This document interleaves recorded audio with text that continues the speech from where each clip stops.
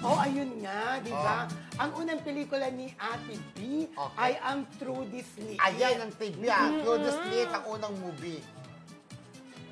Ayan. Ay. Okay. Alam mo, sa ilang taon siya niya, si Ate B. Siguro mga 7 or 8, parang gano'n. So, para siyang Maricel Sorianis, Sir, na nagsimula talaga si Ate B bilang isang... So, ang bata 9 years old yata, 9 years old. 9 years old eh. Parang Maricel Sorianis, Sir, na nagsimula bilang child star. Ang first movie naman ni Maricel ay ang first movie niya, To The Street. Ang first movie ni Maricel ay My Heart Belongs to Daddy. Oy, alam niyo ba yung yung Through This Lit? Okay. Noong 1963 yan ginawa. Ano pa tayo panganak? Eh, di ba, isaw yung kay Jillian Ward na Through This Lit? ano Parang remake na yun. Oo, remake na lang. Yung ginawa. At kung kilala mo si Belia Flores, inaapi-api niya si Ate B doon. Ay, paano daw ang kape? 1967. Bata ka! Saan ka nagayin?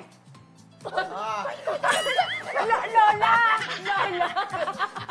So, ikaw si To The Street. Alam mo yung movie niya ni Ate B, tagang sumikat na kilala sa dyan. Yun na nagsimula ng kanyang career, di ba? Hanggang sumikat na sa sumikat. Nakalaban niya si Ate Guy, di ba? At ang maganda pa, sa pelikula niyan ay nanalo agad siya ng Best Child Actress sa FAMAS.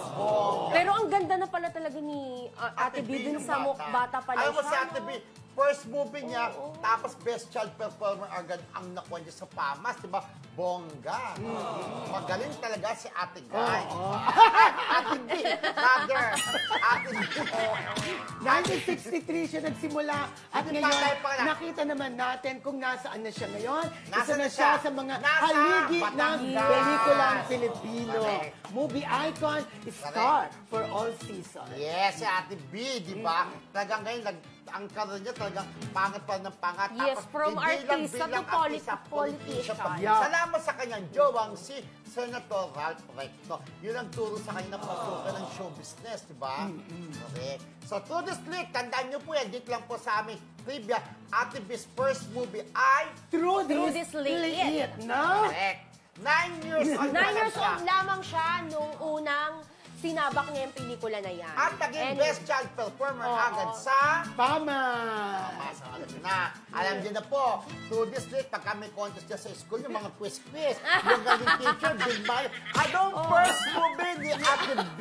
Alam mo, teacher Itatanong ko, si talaga. Mrs. Berdin, namatay na yun. Sumulang tawa Sumulang tawa po? Maricel yan. Ayun. Alam niya, nanonood doon sa Halos Cosmos. Oh, si Mrs. Berdin.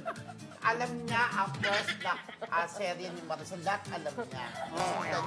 Mrs. Kasi Berdin. ngayon kasi karamihan, hindi naman siguro, pero marami talaga nanonood na millennials. So, dapat talaga malaman nila, lalo na yung mga icon natin, no? At saka history na yan, di ba? Correct. Yeah. History na yan. History parang Magellan, di ba? Sa akin, di ba parang si Magellan? Ala, lumalayo si Tito. Bakit Ate bilang tayo, biglang kay Maricel na. Nakakalaman nila, kasi si Ate B, visible pa rin. Darating tayo kay Maricel. Oo, darating tayo dyan.